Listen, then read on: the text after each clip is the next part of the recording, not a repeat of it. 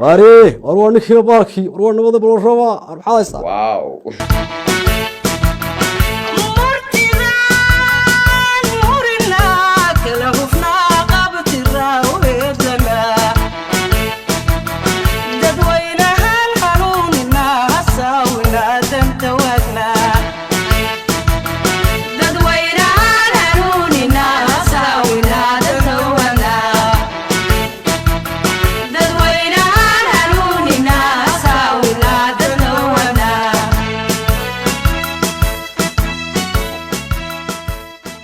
kulanti wacan oo wanaagsan dhammaan akhyaarta hawada naga daawanaysa dunida dacaladeed meel kasto aad joogtaan halkani waa Maal TV aniguna waxaan ahay Maxamed Cawke oo idii daadihin doona barnaamij aan ugu wanqalay Cawke iyo caanka barnaamijkaas oo noogu martiya nin aad aad u dhageysanaysan oo bulshada oo ka caana codkiisa oo aan wali hore looga arag muuqaalkiisa ninkaas waa kuma waa Barkhad kusoo dhawo Barkhad waan maasantahay Maxamed Axmed Xasan Cawke waan ku dhawahay Maal TV iyo barnaamijka Cawke iyo qofka caanka ma sha Allah Barkhad waxaan ku weydiin rabaa horta Barkhad baan ku leeyahay magacaaga oo saddexan ayaan rabaa inaad bulshada aad u sheegto Barkhad ayo magacaygu waa Barkhad Saleebaan Ismaaciil Galaal loo garan og yahay in raga Ismaaciil Galaal waan gartay Barkhadow halkeed ku dhalatay waxaan ku dhashay magaalada Burco ee gobolka Togdheer ma sha Allah halkeed wax ku baratay Burco halkeed ka soo boqoshay Burco halkeed ku sugan tahay hadda waxaan ku sugannahay xarunta dhexe Maal TV Hargeysa ma sha Allah ku soo dhaw wadaway waaye Barkhadow waxaan baradu bulshada oo in badan la isweydiinaya iyadoo muuqaalkaaga la arag dadku waxay islahan waliilkaasi uu farabadan yahay su'aalo ayaan doonayaa si kooban inaan ku weydiiyo Barkhadow waxaad iga jawaabtaa su'aasheeda koowaad aniga oo eegaya maxaa kugu dhaliyay in aad samayso tooshka siyaasadda waad maasantahay Maxamed Axmed Xasan Cawke barnaamijkan tooshka siyaasadda ama TSTV waxay ugu dhaliyay inaan sameeyo waxyaabo fara badan oo ay kamid yihiin inaan waxyaabo qarsoon dadka u sheego waliba ugu sheego si ay garanayaan gartay marka sababtaas ay ugu dhalisay inaan sameeyo tooshka siyaasadda waan gartay saameyn intee leeg ayaad kala kulantay barnaamijkan tooshka siyaasadda barnaamijka tooshka siyaasadda ha saameyn fara badan waan kala kulmay de kulay markuu qofku baraha bulshada ku jiro wax sheegayo wax qorayo saameyntiisu iska fara badnaanaysa Maxamed Xasan Saciid kow waan gartay marka saameyn waan kala kulmay ha saameyntaasi ma noo sii faahfaahin kartaa waxa ay yihiin oo dhowr qodob ma nooga taaban kartaa saameynta waliba saameynta waan wax badan waxaan kaga sheegi karaa tusaale ahaan saameyntan kala kulmay waxa kamid ah kulay qofku markuu baraha bulshada wax ku qoro wuxuu iska noqonayaa qof babulaara ama caana marka adigu dadka intay garanaysa markaan meelaha marayo war tooshkii siyaasadda wax ka daba yeedhaya qaar dadka ku hambalyeynaya qaar ka soo horjeestanaya qaar waxaan sheegayso qalad u arkayo ka xumaanaya marka saameyn fara badan kala kulmay waan gartay oo Barkhadow barnaamijkan waxaad ugu magac dartay tooshka siyaasadda waxaana ku salaysay qabiil bal halka ma loo fasili kartaa saad ugu salaysay qabiil ahaan Maxamed Axmed Xasan Cawke waa maasantahay su'aashaas in badan baa la weydiiyay waa su'aal muhiim ah tooshka siyaasadda ayaan ugu magac daray barnaamijkan qabiil baan ku miisaamaa waa run qodobkaasi balse siyaasadda Soomaalida ayaa ku dhisan qabiil wasiirkii qabiil baa lagu soo magacaabaya xildhibaankii qabiil baa lagu soo dooranayaa qofka hadduu xataa aqoon leeyahay shirkadii qabiil baa lagu geynayaa haddaad bachelor iyo PhD seedso aan caaqilkiinu ku wadin marka shirkadu ma shaqatay kartid marka siyaasadda Soomaalida ayaa ku dhisan waxa loo dhahay qabiilka madaxweynaha qaranka la oranaya waa reer Samatar wasiirkii waa la oranaya waa reer Hebel marka siyaasadda Soomaalida ayaa ku dhisan qabiilkan marka sidaas uga jeedaa marka tooshka siyaasadda waa sida oo waxaad leedahay qabiilkii baa galay siyaasadii ha siyaasadina qabiil bay gashay baad uga jeedaa exactly okay marka waa Soomaalida iyo siyaasadeeda miyaan oran karnaa aad iyo aad waa saa ma kala maarmayaan siyaasadda iyo qabyaaladda Soomaalida ama qabiilku wax la yiraahdo waayahay Barkhad waxaan ku weydiin rabaa su'aasheeda kale ee xigta muxuu yahay hadafka aad barnaamijka aad ka leedahay hadafkan kala yahay barnaamijkan tooshka siyaasadda waan gartay walaal horta uu fara badan yahay laakiin ka ugu muhiimsan ee koowaad waa inaan kula dagaalamo wax qabyaaladda cunfiga ku dhisan waan gartay ama qabyaaladda naca iyo dadku inay kala fogaadaan iyo in dadku isu calool xumaadaan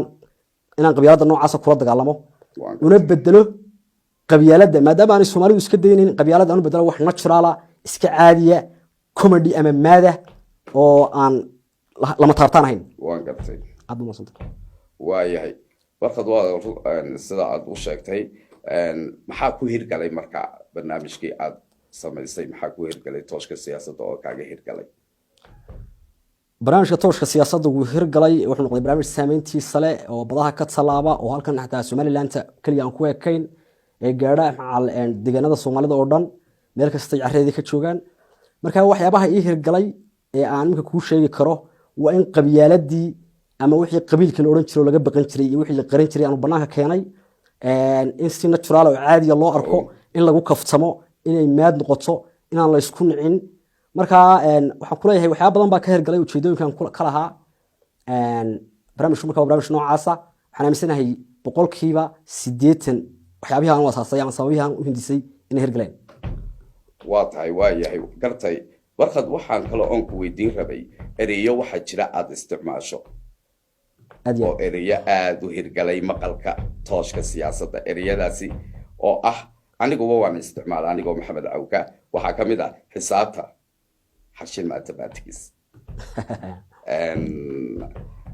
algebra bay had baan malaynayaa qolka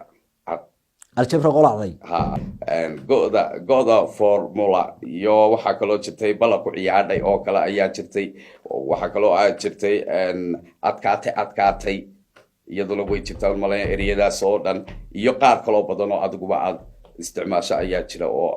dee anigu way yara ilowsana adigaa noo seexi doona ereyada halkaad maxaad uga jeeday ereyada aad halhayska aad u leedahay aad meesha soo dhigta oo kale ereyada bal halkaa noo yar jilciyo noo fasilba horta dhowr baan u kala qaadi doonaa mathematics nooga bilow ta u horeysa haddii aan ka jawaabo si ay ku timi xisaabta leeyahay xarshin mathematics oo noqotay xisaab caan baxday oo saameynteeda runtii yeelatay dadkuna su'aalo badan iga soo weydiiyaan waan gartay sida ku timi haddaan macnaha tusaale yar ama aan ka faaloodo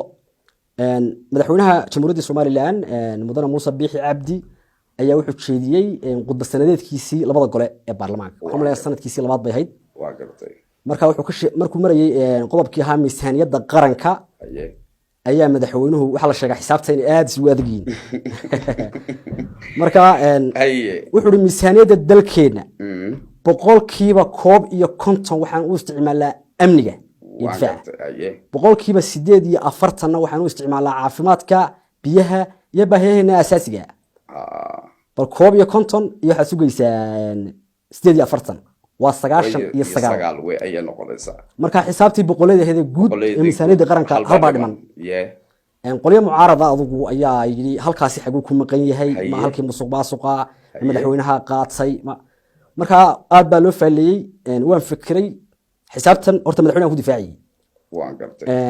marka waxaan dhigay madaxweynuhu ma khaldana xisaabtan waa xisaab jirta waa la isticmaalaa xarshin mathematics baa la yiraahdaa haddii aan idin cadeeyo waxaan imika tusaale soo qaatay tusaale ahaan adiga ayaan $50 ka qaatay saaxiibka adigoo Maxamed Axmed Xasan Cawka ayaa kortan adiga qaaday $50 baan ka qaatay way xisaabtii baan galaynaa waa ka kulatay kortan baad iga qaaday Xasan maal dhidirna waxaan ka qaatay $50 waan gartay waa 100 xisaabtaasi waa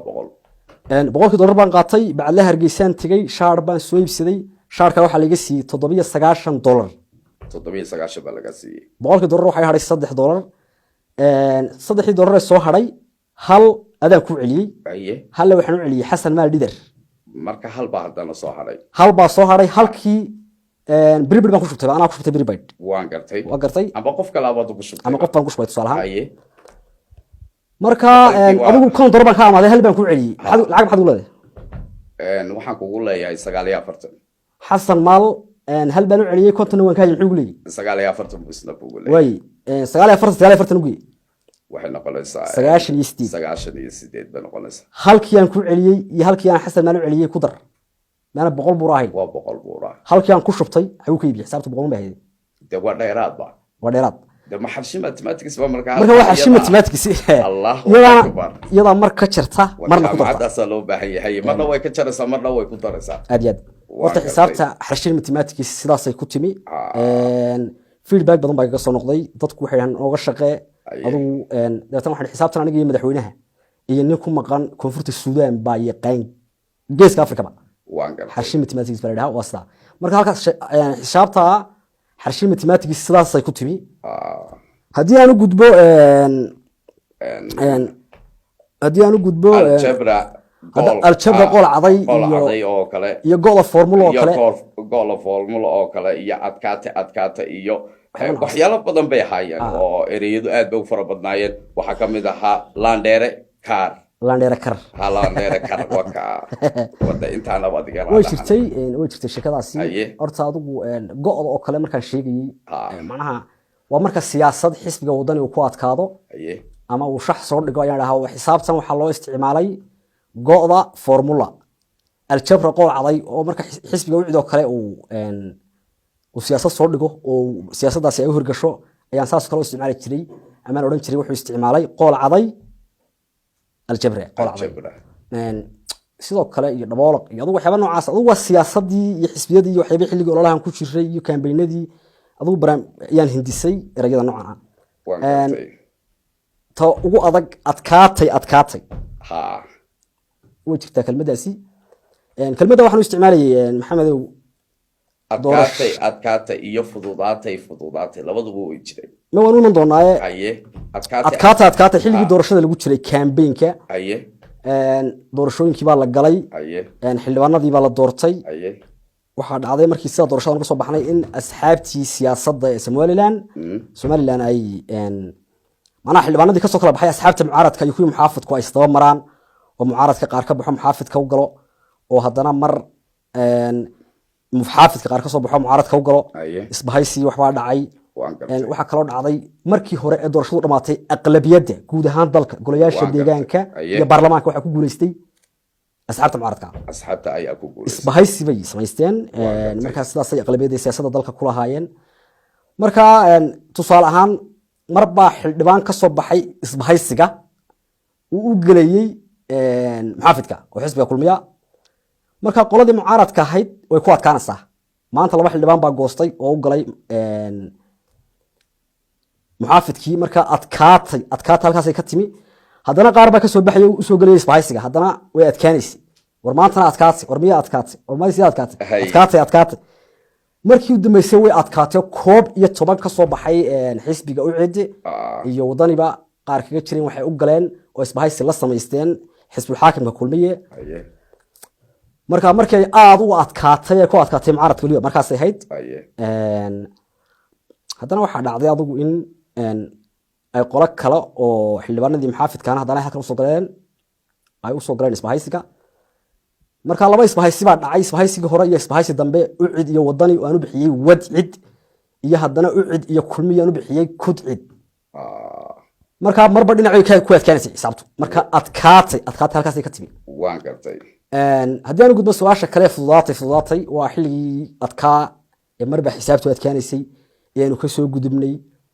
inaanu doorashadii dhacday si nabadgelyo ah gudoomiyihii baarlamaanka iyo ku-xigeenadii si la doortay si qurux badan oo dimuqraadiya dabeetana fududaatay waxay ahayd maalmihii u dambeeyey ayaan kelmadda isticmaalayay si qurux badan bay nagu dhacday way dhamaatay haddii aan usoo noqdo su-aasha kale waad weydiiso bela ku cayaadh oo kale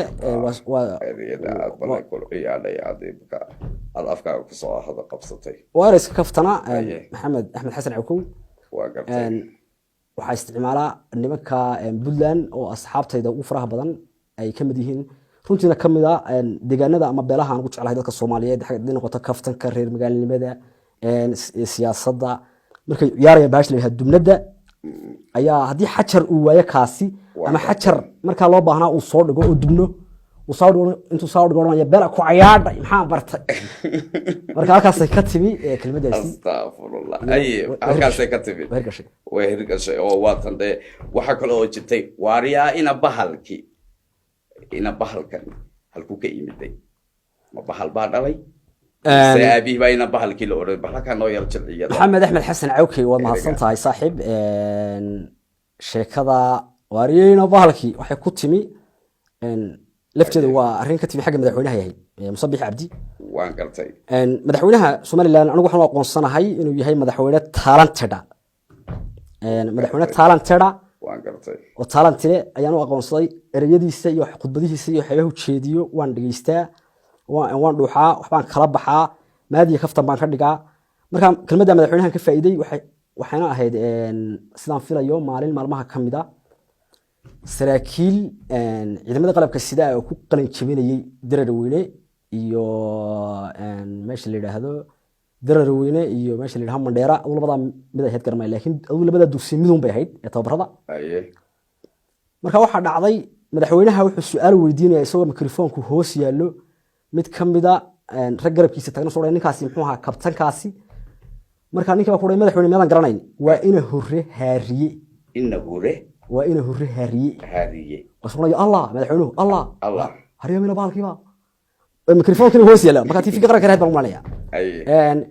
sheekadana baalkii halkaas ay ka timi oo madaxweynaha ayaa yiri markaa waxbayna baalkiiba wari markuu waa ina hore haariye madaxweynuhu meeyri muxuu ahaa sarkaalkaasi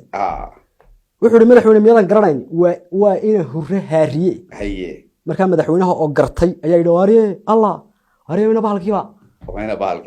marka sheekada wariyeena bahalkii halkaas ay ka timi erigaas halkaas uu ka yimid waan isticmaalay madaxweynuhu ku mahadsan yahay inuu madaxweyne talent xaga laga eego madaxweynuhu inuu talent liyo inta badan markuu khudbadaha jeedinayo ama uu hadlayo ama uu kaftamayo waxyaabo badan oo mahadha abu reeba marka waxaan ahay soo arkaa inaan ahay qof madaxweynihiisa ka faa'iideystay oo khudbadihiisa iyo hadaladiisa isticmaalay ayaan soo arkaa marka kelmaddaas halkaas ay ka timi oo kelmadaas wax kale oo ku jira ma jira waa halkaas saasay ku salaysay oo waa ninka la isweydiyo oo ayna bahalkii madaxweynuhu ku jawaabay waayo inagoo u soo noqonayna su'aalaheeni imise qof ayaa kula daadiyay hota barnaamijkaaga tooshka barnaamijka tooshka siyaasadda inkastoo jeclaa su'aasha inaan ka cudur daarto haddana waan kaga jawaabayaa tooshka siyaasadda keligii ayaa daadihiya keligaa daadihiya waan gartay oo keligaa daadihiya barnaamijka keligii wow oo sidee markaa keligaa ay kugu suurto gashay in aad intaasoo cod intaasoo laajadood intaasoo qolo oo afkooga shimbirba cidayde sida aad u samaynayso bal dhowr qodob ma nooga yartaa tama kartaa 3 ilaa 2 imika maxamed su'aasha in badan baa dadku weydiiyeen ama saaxiibada ay ku taxaan boogaga baraha bulshada su'aasha haddaan kaga jawaabo macnaha siday ugu suura gashay anigu baa 2 codleeya ama 3 codleeya ama 4 codleeya marka qaar baa jirtay inaan 5 cod aan matalo marka anigu baa 5 codleeya tusaale ahaan markaan u hadlayo sida gobolada Puntland oo kale warbowe markaan u hadlayo tusaale ahaan halkan waqooyigan oo kale xataa laftiisu kala yara duwan war ninkii baarkii war nabada baloraba arxaaysa tusaale ahaan war huuna maxaa sheegteen huuna ma fiicantiin tusaale ahaan marka saasan u jilaa marka dhafa Soomaali galbeed oo kale ama ogaadeen aga war hadee awowgii la gub muxuu leeyahay gaalka laga soo gooyay doorta wacayuu markaad leedahay kale iyo marka saasan isagana u jilaa waan gartay أنا واحد أصلاً marka waa keligaun وكليون ما شاء الله wahiba aad u aad leedahay iyo dadkii aad wada taqaan laajadoogi waan gartay barkad waxaad ka sheekaysaa waxa weeyaan oo aad taqaan dhaqamo qabiilada Soomaalida oo dhan waad garanaysaa taariikhooda oo dhan waad taqaana deegaamadooda dhan waad taqaana barkad marka sidaa loo eego qof deegaamadii iyo qabiiladii Soomaaliyeed oo dhan iyo dhaqankooda garanaya waxa loo dhan waa oday aad iyo aad u weyn hadda laakiin inan yar oo sidee kugu suurta gashay intaasoo maqal mareen baad ahayd oo ya su'aasha haddaan ka jawaabo maxamed axmed xasan cawkow anigu qaacidaan aaminsanahay waxaan aaminsanahay dadka Soomaalida la yidhaahdo inay yihiin chess meel yaala runtii waa dad aad u kooban marka loo eego shucuubta caalamka ama geeska Afrika oo kale jilib Oromo baa ka badan Soomaali oo dhan kala isu geeyay qiyaastii waan gartay marka anigu Soomaalida horta chess baan u qanaas sideedaba ama qoys meel degan waa dad isku isira waa dad isu eeg waa dad isku dhiyaaneeya inanka jooga Baydhabo iyo inanka jooga Baki oo Boorama iyo inanka Burca jooga inanka reer Berbera ka jooga qandarbeyle iyo boosaaso hadday halkaa maraan macnaha la odhan maayo kaasina waa reer baydhabo kaasi waa reer Hargeysa kaasi waa Soomaal way isu egyihiin wadada isu eg waa isku dhiyane waa isku dhiig marka anigu qaacidadan aaminsanahay inay Soomaalidu jees tahay ayaan horta aaminsanahay marka hore iyadu ay iskala gurto oo reer hebel iyo maamul hebel iyo jamhuuriyad hebelay waxa ay la kala baxaan laakiin anigu jees baan u aqaanaa qodobka koobaad ka labaadna the social media iyo teknolojiyada casriga baa fududeysay inaan intaasoo dal iyo deegaanadii iyo dhaqanadii barto TikTok baa la wada joogaa Facebook baa la sugu imanayaa YouTube baa la joogaa sidoo kale safaradii dadkii baa isu imanayo magaalooyinka baa la sugu tagayaa marka asxaab badan aan ku leeyahay teknolojiyada oo fududeysay Soomaalidu anigu aan jees marka horeba u aqaano ayaa ii fududeeyay inaan barto dhaqamada macnaha wax saas weyn mahaba waa wax aad u yar weey Soomaalidu intay waa jees yar weey geeska Afrika yaala weey isku midaba isku diina isku afa waan gartay marka wax weynba ma habad leedahay waa la baran karaayo waa jees meel yaala waa reer meel yaala oo waa Soomaalida gurguuraysa waan ku gartay oo taariikhdii hore ee sida marka lagu eego wada weyn oo tagay oo ka soo haray dawladii hore oo yaa dalmara ayay umadu laakiin ku haysataa laakiin maanta isha macalina waa kuwan arkaya oo barkhad inuu yahay nin daayar oo halka aad iyo aadna aad uga iftiimisay inaad dalmarna aanu noqon aanu boqol meelo badan waan gartay ujeedada ugu weyn hadaba aan ku soo noqdo su'aasheeda kale ee ugu dambaysa imika aan ku weydiinayo inagoo haddana kafta keena sii wadan doona barkhadow ujeedada ugu weyn ee aad ka leedahay barnaamijkan tooshka siyaasadda bal ma nooyar baahin kartaa ma nooyar sheegi kartaa bulshada dhammaad u iftiimin kartaa aad bad maadsan tahay mar labaad mar saddexaad iyo mar afraad Maxamed Axmed Xasan Cawke runtii saxiif weyn oo rugcaday oo bulshada Soomaalida sumcad weyn ku lahaa baa ku dhalay Allahu naxariisto abo su'aasha haddaan ka jawaabo ujeedada ugu weyn aan ka leeyahay barnaamijkan aan ugu magac daray tooshka siyaasadda ujeedada ugu weyn waa inaan kula dagaalamo sidaan horeba u sheegay qabyaaladda cunfiga ku dhisan isnaca iyo naxriga lagu qaybiyo inaan dadku iscaayin dadku inay ku kaftamaan wixii qabyaaladii natural aan ka dhigo aanay wax xumaan noqon macnaha qabiilku ceeb maaha in la sheega ceeb maaha qabiilka marka inaan bahashi la qabyaaladin oo la xumaan reer hebel waa gun reer hebel waa sidan waa laangaab waa laandheera iyo waxa inaan meesha la keenin tooshka siyaasadda marka lagu kaftamayo nin kasta waa laandheere isaga sidiisa u sheeganaya laandheeraha wax cid gaar leedahay maaha marka inaan kula dagaalamo qabyaalada noocaas oo aan ka dhigay qabyaaladii wax natural oo caadiya cunfigana aan ka saaro mar hadii Soomaalidu aanay iska degayn waayo in ku dhow 60 sanadood ayaa Soomaalida laga wacyi gelinay qabyaalada mar waxa la sheegaa taariikhda siyaad bareen la aasay qabyaaladu wala aasay oo inta la kafamay oo la kafamay haddana Soomaalidu iska mideen ha qabyaalad baa haddana waa tii soo noqotay marka Soomaalidu mar hadaan iska degayn qabyaaladii warba bahashina cunfiga ka saaro oo aan ka dhigo wax caadiya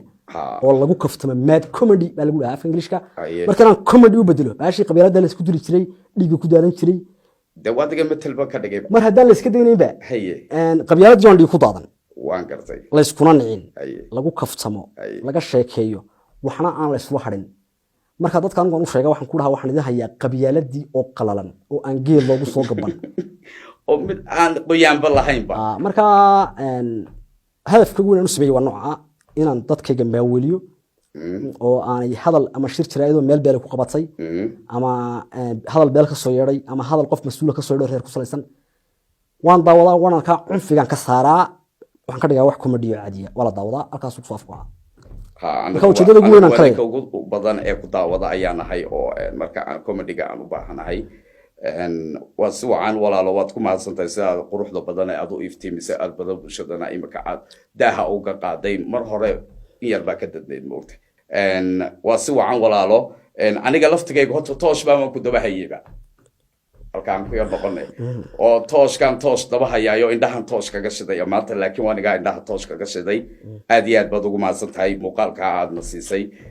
aad kugu marti qaadnay barnaamijkayga aad ii tixgelisay oo waqtigaaga aad na siisay dadkeena daawanaya meel kasta carreeda ka joogaan waxaan leeyahay habeenka iyo maalintu waa idin wacnaadaan magacaygu waa Barkad Saleebaan Galaal in badan waxa laga yaabaa codkayga inaad maqashay laakiin aadan arag muuqayga waariyayna bahalki marka sababtaasina kulay waa sabab aniga gaar aan doortay dhowr kelmadood ka sheegana runtii anu kamarada aad baan u nacabahay sababtoo ah waxaan ahay qof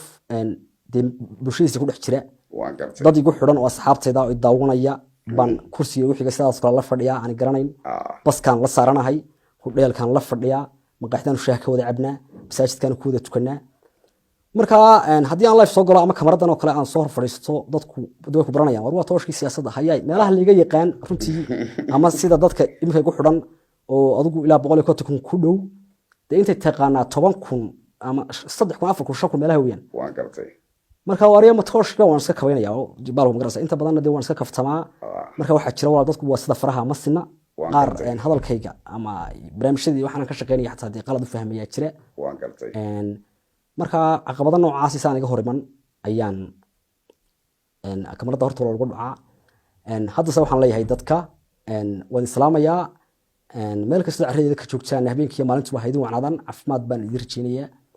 adigana waan ku mahad celinayaa maxamed axmed xasan cawke maal tv sidoo kale ayaan kugu mahad celinayaa walaal horta barnaamijyadan aad samaysa ee faraha badan ee barada bulshada ay dhageysiga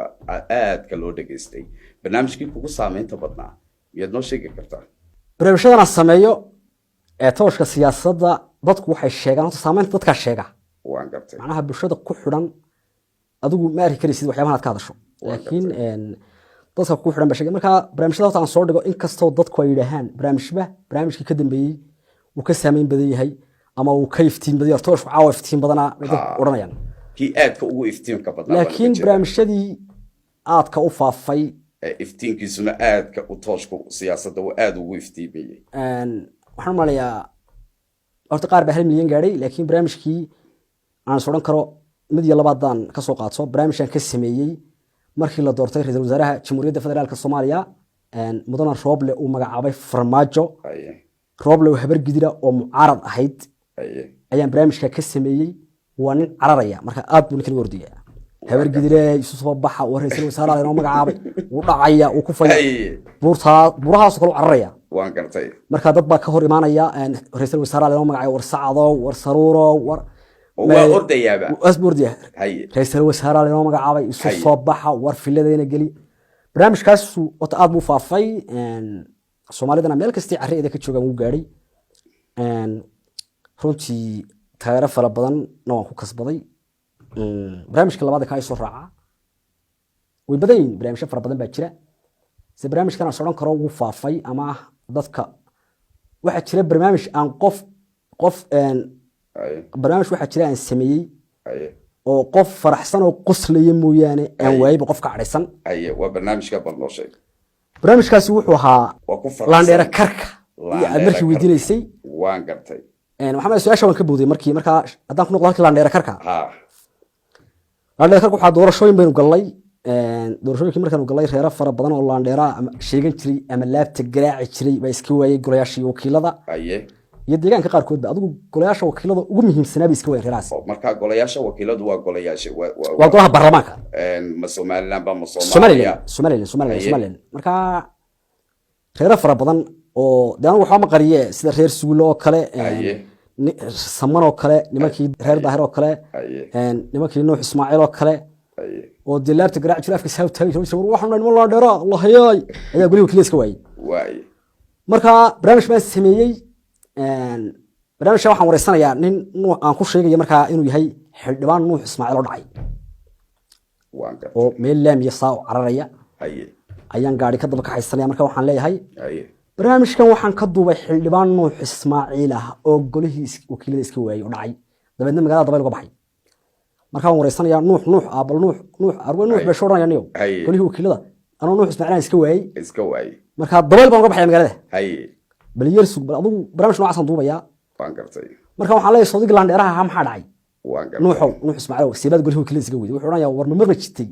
dhiikar dadna waxaan ku leeyahay hawl maqli jirtay wuxuu leeyahay haddaad maqli jirtay dhiikar waxa dhacay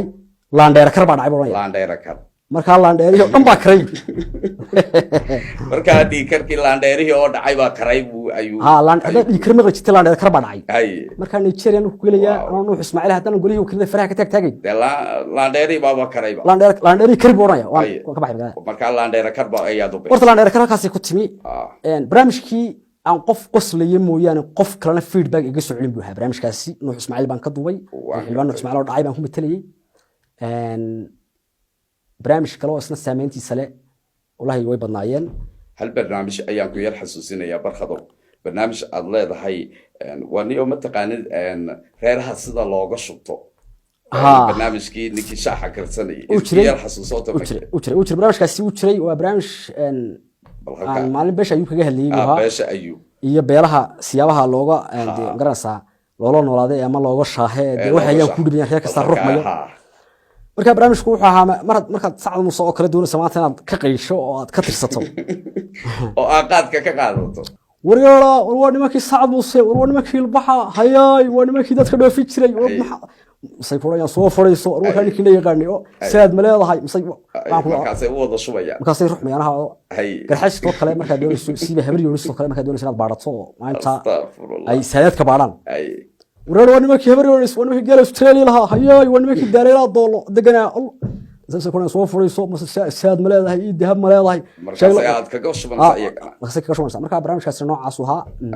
barnaamijkaasi waa la daawaday waa barnaamij aad iyo aad u qosol badnaa aad buu qosol badnaa inkastoo aad dadkana aad la daristay oo wallahi waxaan kugu tilmaamo marka horeba waa kaftaba anigu qabyaaladda qofku hadduu yahay qof aadama ah mowqifkiisu meel ku taagan yahay aragtidiisuna aan ahayn aragti cunfi ku dhisan aan ahayn qof meel ka fikir yahay kaas ma laandheera qanaa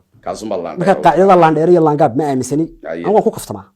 waxaan arkaa wax iska caadiba waan gartay inaga oo barnaamijkeeni sii wadan doonaa oo aan ku jirno waxaan rabaa inaan ku weydiiyo horta barkadu sugaanta aad ma u dhegeysataa sugaanta heesaha oo kale iyo gabayada oo kale balwad bay yihiin heesaha aad ma u dhegeysataa heesaha waan dhegeystaa kuwii hore ayaan aad u dhegeystaa heesta aad u jeceshay inta badan ay kugu jirto laxankaaga dee ku daaran heesta aan aadka u jecelahay magaciga waxaa la yidhahaa sayla xasan aadan samatar iyo sahre axmed midhaha waxaa sameeyey xasan geley sayloogu yaal badan baa la yidhahaa waa heestaan heesaha ku jecelahay aan dhegeysto had iyo goor aanan xiisa dhicin xagga gabayadoo kale waxaan dhegeystaa guba iyo gabayadii hore oo dhan markaa sugaanta waa balwad dayda labaad haddaan inta koobaad ahayn baan odhan karaa weli hees aad curisay oo amba ereya aad tirisay oo gabayo oo kala halkaa maad isku yar dayday oo maad tirisay horta maxamed axmed xasan cakow anigu abwaan ma yihi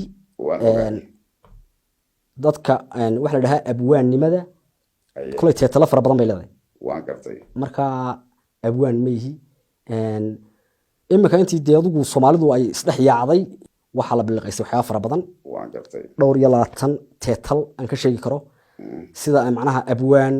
daktar fanaan injineer garyaqaan hebel suldaan hebel marka teetalo noocaas la biliqaystay marka anigu waxaan ka soo gaaray ama aan ku jeclaaday si biliqada ka qayb qaadana galaalo daktar marka inta badan horgalaha magacaygu waa daktar barkhad saleeman galaal daktar ma yihi caafimaadna ma dhigan neef xoola ana ogso kuma mudin xataa kinin caal ma laqsin xataa neef geela qofna ma durin laakiin biliqadu ma ka qayb qaatay marka biliqadii teetalada daktar baa horta anigu aan ugu jeclaadoon horgalaha magacayga wax waan sameeyaa waan isku dayaa way jiraan heeso wax u eg oo aan curiyey laakiin cid uma dhiibin lama qaadin maansooyin waxaan ugu yeedhay na way jiraan oo aan sameeyaan isku beegbeego anigu waxaan baa iska xaq ku soo dhawaada qararac aan loo meeldayn waan ogahay oo waa kaftankaaga ayay ka mid tahay qararac aan loo meeldayn iyo siday kajaada aad u soo bandhigtay iyo dadka iyo qosolkaagaba taa waan arkayaa laakiin markay dadku ku arkaan barkadow ninkan waa sugan yahan amba waa abwaan eheladaada abaha amba kacab eraya tirin jirtay oo amba gabi jirtay eheladaada may ku jiraan may jireen adigu abahay baa allah naxariisto ragaxa ismaaciil faarax ragaxa ismaaciil galaal ha waxbuu tirin jiray adigu afreedii saddexreedii uu tirin jiray waxaa jira qof laba eray intuu isku soo beega la soo cararay oo dhan abwaan hebel fanaankii hebel ma aha sida baashu teetalay leedahay shaandhay leedahay ma hibeen leedahay ilaahay uu siiyay maadankiisa marka qofku hadduu laba eray isku beego inuu abwaan sheegto afka saa taago anigu maxaan marka arkaa abwaan ku sheegay dadaan aragti fogeyn marka anigu waxbaan isku bagbagaa laakiin ma ihi abwaan mana sheegan karaba waan gartay waayahay barkado socialku imika waa kan caanka all of the world imika waxaa la isticmaalaa smartphone baa la isticmaalaa oo adiguba aad isticmaashaa oo waatan day barta internetka aynu imika aan youtube-ka hadday noqoto facebook bay noqotay ereyaa la raadiyaa magac bixiyaa la raadiyaa adiguna waxaa tahay tooshkii siyaasadda tooshkiina waa adiga hore nooga soo sheekeeyey marka adigu siyaasadda miyaad baratay oo siyaasadda miyaad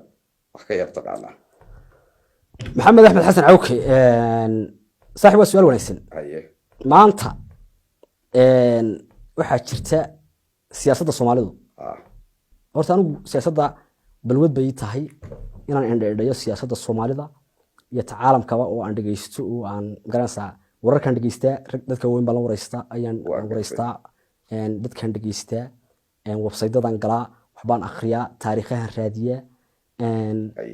sidoo kale suugaantaan raadiyaa waan baaraa waan akhristaa dee waa dhaxal kii oo soomaali baynu nahay markaa siyaasaddu balwad bay ii tahay markaa walaal siyaasadeedu ma dhigan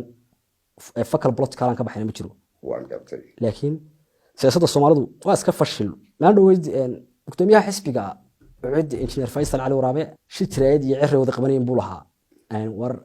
madaxweynaha maalin aanu caare kala hadlin inaan u tagnay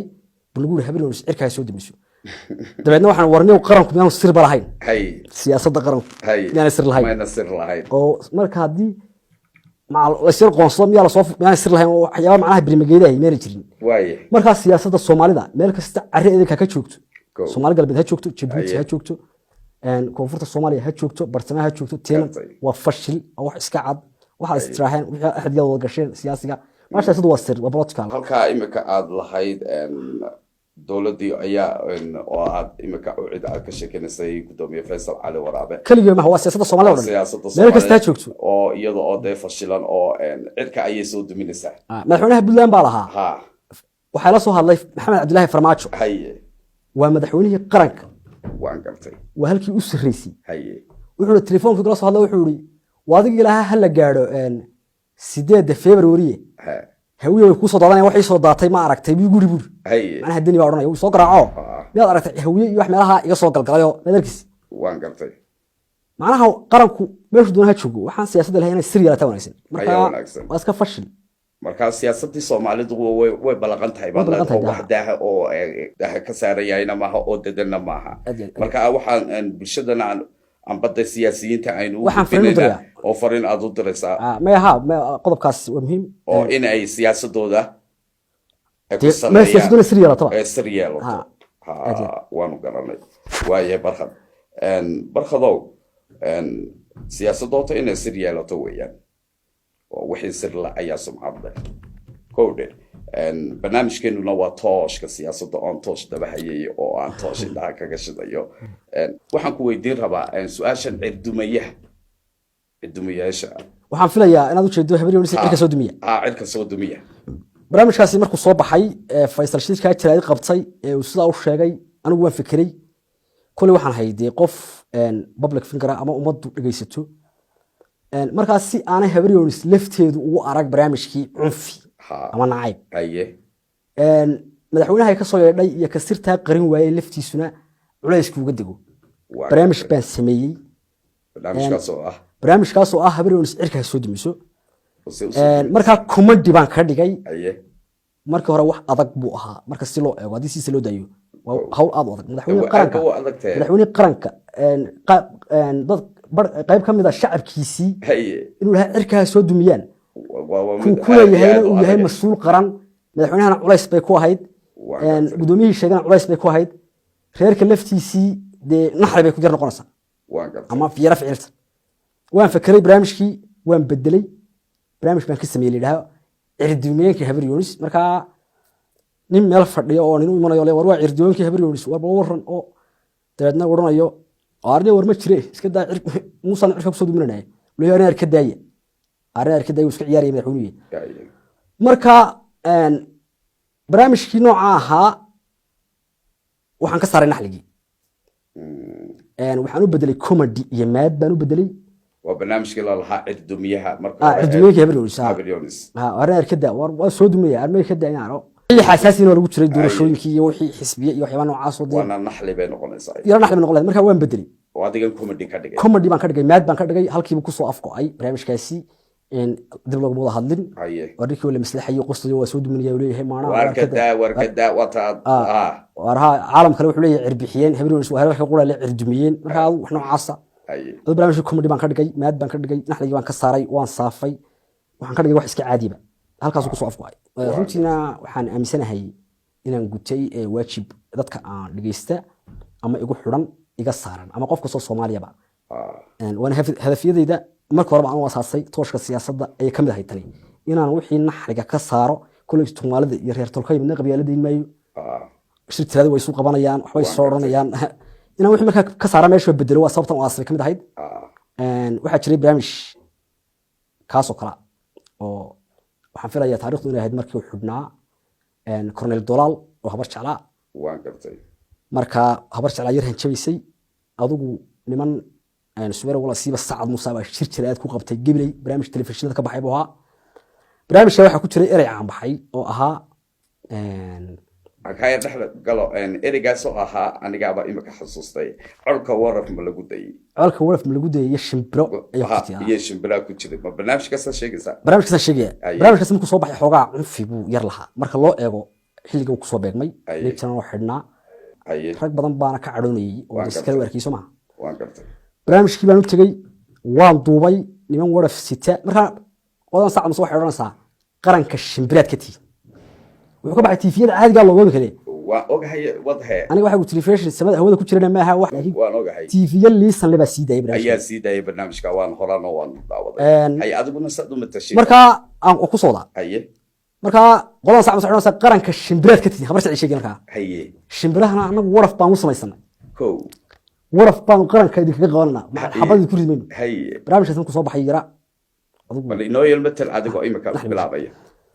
barnaamijkii baan eegay waan daawaday waan dhuuxay barnaamijkii waan soo qaaday waan jilay naxligii baan ka saaray san hore kugu sheegay waan saafay niman habar jeclaa oo yaacaya laba nin oo yaacayo Afrikaan habar jecel ku meteliyay aw saddex nin meelaha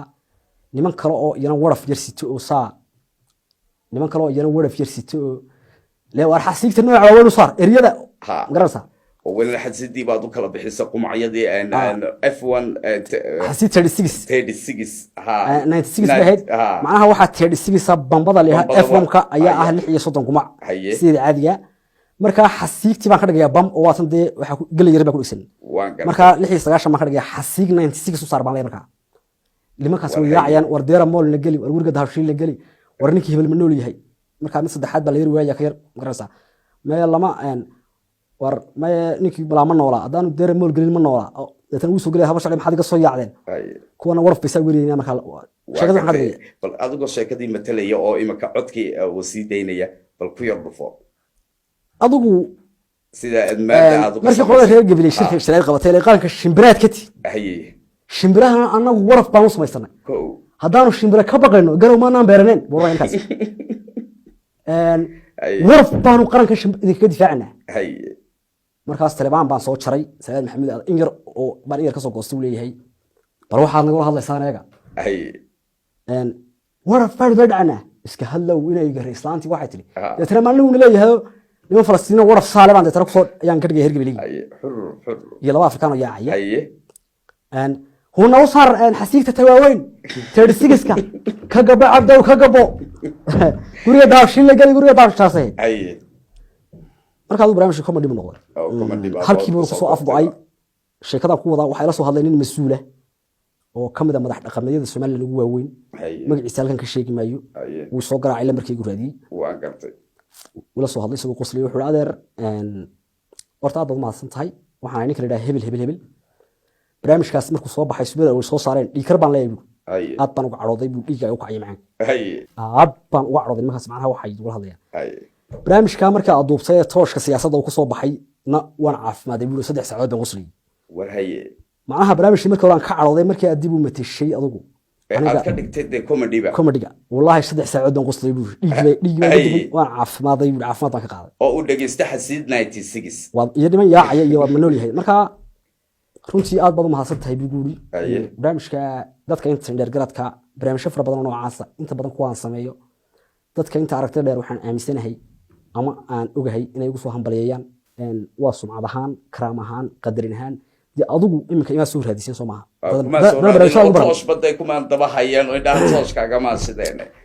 marka waxaan aaminsanahay inaan qabyaaladii wanaajiyey oo aan meeshii ka saaray oo aan ka dhigay wax caadiya oo lagu kaftami karo ceeb ahayn naxli hadday kusoo baxda naxligan ka saaro comedy ka dhigo in dadka Soomaaliyeed kaftamaan feedback badan baa igu soo noqday waxa jira hadda reere fara badan oo Soomaaliyeed oo meelo kala duwan jooga oo macnaha aniga igu haystaba ama igu cadhaysanba maxaad anaga reerkayaga ugu soo darweydii waa su'aashan doonayay marka inaan ku weydiiyo hota ma jiraan reere kugu qabsaday war maxaad anaga reerkayaga aad halkan u keentay amba aad sidaa u tidhi amba aad sidaa u dacaydaysay hota ma jiraan oo ku soo qaraacay oo kugu qabsaday su'aasha haddaan ka jawaabo boqolkiiba 98 maya boqolkiiba 2 weeye waxay qabsada ama isu hanjaba heerkayga noo daa qabyaalad baad ka shaqeysaa walaal qabyaalada kama shaqeeyo wadada galabaan markay ku soo hanjabayaan reerkaaga miyay garanayaan maxaa de waan ku arki doonaa waan ku heli ama heerkayga ka dhamaan laadahay oka afkii reerkiina ku halasa waxba noocaas ku oranayaan laakiin waxaan ku leeyahay boqolkiiba 98 dadku maya qosol keerkan wax ka sheegayo markaas siyaasaddu ku socoto iyo marka hore siyaasaddu ku socotay ayaan bedelay labaduba qosol bay ku daawadaan waan ku nafisaan meel soo gelin marka waxa jira xataa reeray ila soo hadlo yiraahdo anaga reerkayaga watan soo waday reer kula soo hadlaa way jiraan oo adiga imika ii sheegayo adigaaba afkayga ka xaday reer ku dhiman oo warniyo maxaad anagaba noogu soo darweeyday kugu qabsada oo de mataladan aad sameynaysa oo aanad wali ku soo darin imisa reerood ayaa jira oo aad noo sheegi kartaa reeraha Soomaalidu waan gartay ma dhamaanayaan waan ogahay siyaasadda tooshka siyaasadda ama habka uu aasaasan yahay barnaamijkaasina ma aha barnaamij dhamaanaya ama laga xiisa dhacayo waan gartay sababtoo ah wuxuu dhamaanayaa maalinta la waayo reer Soomaaliyeed iyo qabiil Soomaaliyeed oo qabyaalad ka shaqeeya qabyaaladu maalinta dhamaato ayuu tooshka dhamaanaya inta kale maanta reer bar aan shalay ka hadlay baa saadamo kale soo jawaabaya hadana waan aniga maanta ka hadlaya hadana reer kale soo jawaabaya hadana halkan ka shaqeynta marka qabyaaladu dhamaato reeraha Soomaaliyeed dhamaadaan buu barnaamijkooda dhamaanaya halkii wada dhex gashay way jiraan reero igu qabsada ama ila soo hadlay anaga maxaa reerkayga ugu soo darweeyay reer hebel baan leeyahay noocaasaan oo marka oo reewqooyiya maya arre edeg meel kasta ay ka joogto qof Soomaali uu taagan yahay marka anigu kuma koobna waxay halkan waxaan oran karaa waxaan ahay warbaahinta qudhe madax banaan because halkan Puntland baan gaaraa badan ka talaaba qandar baylaan gaaraa waan ka kismaayaan tagaa caliyaalan tagaa muqdisho dhikeeda abgaal baan gaaraa waan gartay ogaadiniya oo halkan kala noqda Ethiopia oo anigu waxaan ahay dad qof ummadda Soomaaliyeed meel kasta ay joogto ay dhageysato jecel inuu warkiisa gaarsiiyo ama wacyigelintiisa kaftakiisa maadiisa gaarsiiyo marka meel kasta ay joogaan reeraha Soomaaliyeed way jiraan qaar yiraahdo maxaa laga soo hadlay waan gartay marka dalal ku dhimana way jiraan oo soo socda oo dhimka barnaamijyada kale ee ku harsan ay ku jiri doonaan kuwa hor aan ugu jiri Soomaa hadafkayga ugu weyn waan gaaray Soomaalidu laba lahjadood ku hadashaa waan gartay marka hore afka Soomaaligu wuu lahjada badan yahay horta yaa lahjada oo dhan ha uu lahjada badan yahay waa may iyo maxaa tiri oo lahjada badan may iyo maxaa tiri af Soomaaligu marka hore waa labada lahjadood waa ku ogaa waxa kale af guri baa leeyahay marka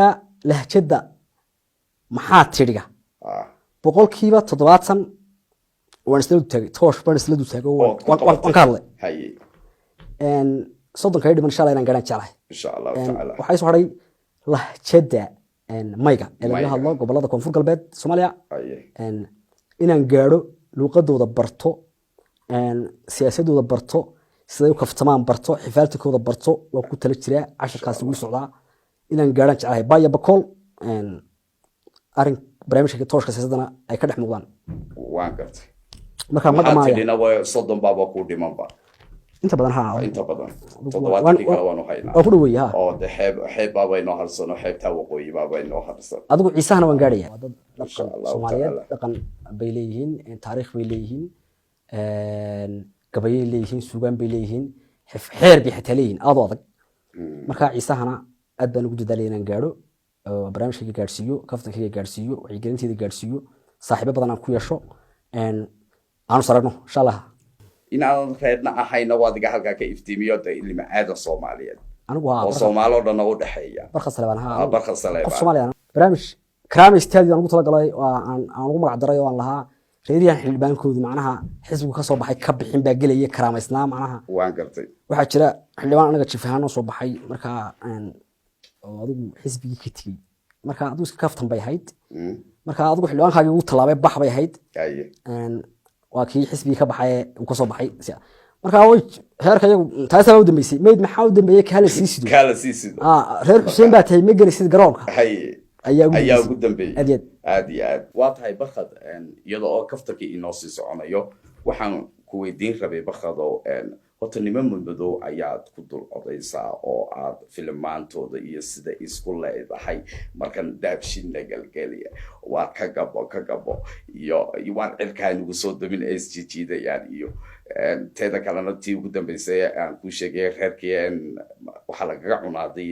markay heesta seela ee qaadayaan nimankaa madmadow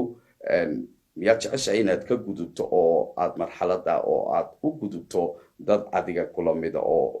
si toosa aad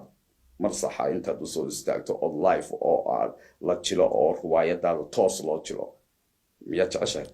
waad mahadsan tahay waa su-aal runtii aada u miisaan weyn waana su-aal weyn siday tahay baan uga jawaabayaa su-aasha waan gartay anigu afkaartayda waa run waxaan ku gudbiyaa niman afrikaan ahoo aan adhidgogooyo deetana aan adigu waxa aan sheegayo u ekaysiiyo sababo fara badan oo jira oo tii aan kuu sheegay oo kale oo dee sidii xagga amniga oo kale iyo magaranaysa dee qof bulshadiisa ku dhex jiraanahay ayaan horta u isticmaalaa haddii waan ku tala jiraa horta inaan Soomaali ama dad Soomaaliyeed oo ila jira barnaamijkan oo aan shaxda usoo dhigo inaan sameeyo koox noocaasa inaan abuuro mustaqbalka insha Allah waan rajeynayaa in dhalinyaro Soomaaliyeed oo halkan wadankan dhulkan Soomaaliyeed jooga afkan ku hadlaya inaan abuuro koox noocaasa oo deetana ay sidaa ku jiraan oo shaxda aan u dhigo oo de waxa la oranaya iyo sida la isugu celinayo aan director bal dhahaa filimkan aan dawano waa la qoraa marka hore waan ogahay dadka wala jira marka inaan wax saas sameeyo laakiin waad ku tala jirtaa inaad waan jeclahay afrikaanka haweenka aad ma sha Allah aad iyo Allah ku fududeeyo insha Allah Allah ku fududeeyo waan ku ducaynaynaa kulay wax walba oo qabanayso hawl waliba hawsheeda leedahay insha Allah marka gaadho waqtigeeda ama ka dhex arko insha Allah ku marjinayaan sameeyo insha Allah ta'ala markaan iska dhex arko insha Allah insha Allah waad ku tala jirtaa oo wali aad muuqaalaad ka dhigto muuqaal inagu leenahay Soomaaliya dadkana ma welino waa ku tala jira afrikaanka waaye anigu inta ilaa markii aan waxan bilaabay oo imika meelaha ku dhow 1 year meelaha adigu ama 12 bilood iyo ayaamay noqonaysaa aan barnaamijkan bilaabay warbaahin badan baa la soo xidhiidhay magaceeda ma sheegayo laakiin warbaahinta Soomaalida qaar maqala iyo qaar maqal aragaba inay weydiistaan inaan warbixin siiyo barnaamijka igu casuumaan waan ka cudur daartay sababtan horaan kugu sheegay waad ii sheegtay macnaha anigu waxaan ahay qof hawlihiisu iska fara badan yihiin dadkiisa ku dhex jira shaqaysanaya xamaalanaya oo de bulshadiisa doona maraya shaah la cabaya oo qisooyinka ugu faraha badnaa ayaan kala kulmay waxaa kamid ahaa niman culimo waa saawa masii fogeyn oo masaajid iyo meel maxada iyo adigu maamula ayaan dhinacooda saa u fadhiyey warbay ka sheekaysanayeen siyaasadda war maxaa la yidhi markaa nin shiikha oo aan markaa anigu waan garanaya in masaajidkii maamulaan iyo maxadadan iyo waxna kalena waa shiikhu waa magarasa markaa warkaas hadduu jiro tooshkii siyaasadda ayaa sheegi doonay balgal janaankii tooshka siyaasadda balgaloo eeg adna waad ag joogtaa waan ag taaganahay ma garanaya markaa waxay leeyihin barnaamijkaasi hadduu jiro uu galay markaa bogaygii uu eegay wuxuu maanta kuma jiro wuxuu barnaamij hadduu jiro wuu soo gelinaya caawa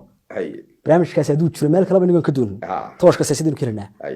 sida runtii barnaamijkaasina wuxuu arkaa markaa dabka ii saaraa inaan waday macnaha dareenkii dadka ama shiikhaada ama shariifaada waxaa noqday qof qof wax loo soo doonto ama dee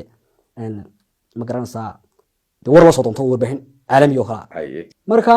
barnaamijka markaa ka sheekeynayaan leeyahay hadduu jiro toosh baa sheegaya ka baadh bogiisa bogiga uu ka waayay bogiga waa barnaamijka markaad arkay saareen doonayaan dubaca oo kale waan gartay marka runtii waxaan arkay in dadku ay aad u xiiseynayaan sidan aan wax u wado waxaa jirta inaan horumar fara badan ka sameeyo ayaan rajeynaya insha allah soomaalida dhan inaan wada gaadhaan rajeynaya inaan cid ku xadgudbin sharafteeda iyo cirdigeeda iyo qabiilkeeda waxyaabaha iga mamnuuca waxaa ka mid ah inaan la soo fadhiisan anaa reer hel waa laangaab reer hel waa gun annaga reer hel kalena dheeraysan waxaasi waa iga mamnuuc waxyaabahaasa mamnuuca marka waxaan tooshkaagu qabto siyaasadda sida qalabsan siyaasadda ku dhisan adigu aad ka saarto qabiil ku dhisan yes oo wixii ku bidhi ka dhigo waan gartay marka waxaan aaminsanahay waxyaabo badan waxta la isku dili lahaa inaan qosol ka dhigay baan marka runtii waxaan rajeynayaa inaan horumar fara badan ku sameeyo aan ballaadhiyo dadka wada gaadhsiiyo insha allah marka gula noocaas ayaan rajeynaya insha allah inaad ka qabato waa tahay barkado inaga oo imikana aynu gabagabadii iyo gunaanadkii aynu u daadegayno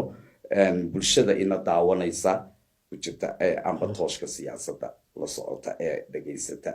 iyo maal t v baa daawanaysa maxaad leedahay ood kaga tegaysaa daawadayaasha ku taxan maal t v iyo tooshka siyaasadda waxaan leeyahay halkani waa maal t v iyo tooshka siyaasadda saaxiibayaal intaynu barnaamijkan ku kulmi doono waxaan idin leeyahay habeenka iyo maalintuba hayd wanaagsanaadaan waa anigoo ah barka Salebaan Galaal iyo Maxamed Axmed Xasan Cawke oo idin leh macal salaama waa tahay waayahay waa barka Salebaan oo maanta aanu ku marti qaadnay halkan aan ku sugannahay ee maal t v barnaamijkan aan ugu magac darnay aan ugu wanqalnayna Cawke iyo Caanka aad iyo aad ayaad barkad u mahadsan tahay barnaamijkan aad inta waqtiga aad nasiisay mar labaad iyo mar saddexaad adaa mudan mee sharaf bay tahay marka hore inaan maal t v aan warbixinta siiyo marka xigtana waxaa sharafi ah inaad barnaamijka aad ugu wanqashay Cawke iyo Caanka aad aniga igu daafurto taasina sharaf bay tahay waxaa kaloo sharaf weyn ii ah oo weliba aan soo koobi karin in adiga oo Maxamed Axmed Xasan Cawke ah wariyihii weynaa Soomaaliyeed ku dhalay aad iga qaado wareysigii u horeeyay abid aan siiyo warbaahin واسوعان taasina sharaf weyn bay tahay anigu ba laftigaygu waxaan raadinayn in aan wali hore muuqaalka inkastoo imika aan anigu aan ku cusubahay way aad iyo aad ayaad mahadsan tahay barkad aad baad u mahadsan tahay sida waqtiga le aad noo siisay aad barnaamijka nooga qayb qaadatay horta jazakallah khayr iyo sida aad anigaba aad iga ogolaatay in aan maanta tooshka indhaha kaaga shido aad iyo aad baan kaaga mahad celinayaa